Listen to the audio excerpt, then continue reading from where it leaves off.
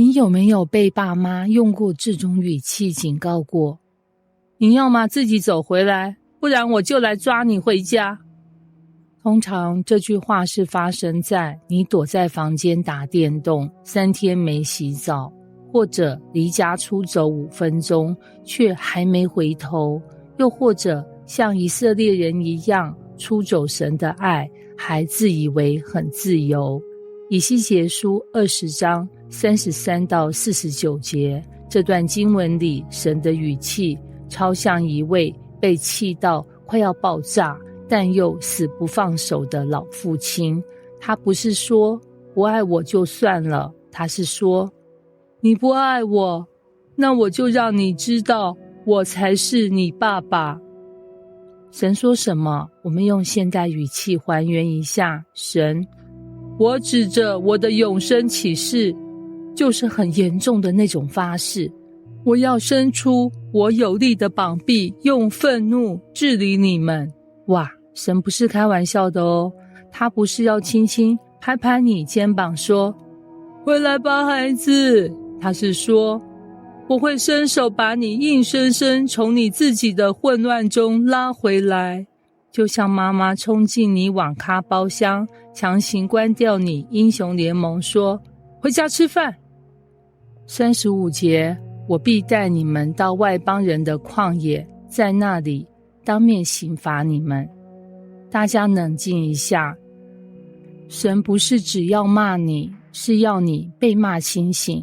旷野听起来很可怕，但其实是重新整理灵魂的地方，就像电脑宕机了，有时不是直接修 bug， 而是整个重灌。38节，我必从你们中间除尽叛逆和得罪我的人，将他们从寄居的地方领出来，他们却不得入以色列地。这是神的灵魂筛选系统 2.0， 他说得很清楚，不是你说你信我，我就一定带你进去，而是你要真的跟随我，我才领你走到底。是不是很像你说你爱一个人，但你每天都在气他、骗他、远离他，那还叫爱吗？39节，从此以后若不听从我，就任凭你们去侍奉偶像，只是不可再因你们的供物和偶像亵渎我的圣名。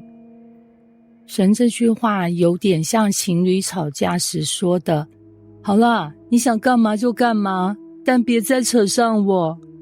有点狠，对吧？但这不是放弃，是神在设立底线，这是一位仍然深爱对方的人说出的极限警告。41节，我从万民中领你们出来，从分散的列国内聚集你们，那时我必悦纳你们，好像馨香之祭，要在外邦人眼前在你们身上显为圣。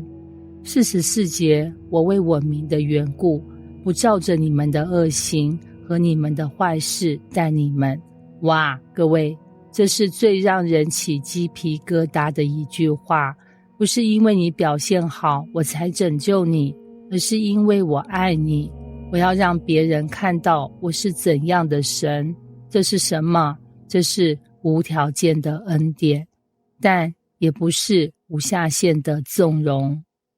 神不是溺爱，而是坚定地带领你重回正路。这段突然风格一转，神对以西结说，人子啊，你要向南方说预言，我要烧尽南方的一切树木。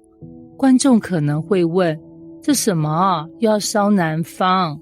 这是神的象征行动句，用火来代表审判与炼净。但以西结说什么？49节，主耶和华啊，人都指着我说，他岂不是说比喻的吗？啊哈，熟悉的场景又来了。以西结超级认真预言，结果大家当他在说寓言故事，根本不当一回事。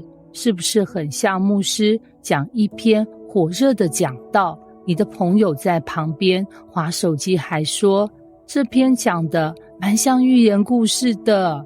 结语，这段经文像是一场情绪浓烈的辩论，一边是神的愤怒与审判，一边却是不变的信实与召回。它不是逼你回头，而是不愿放你继续走下毁灭的路。所以下次你感觉生活被旷野感包围，不一定是神不见了，也许是他在重新整理你的导航，准备带你进入他应许的下一站。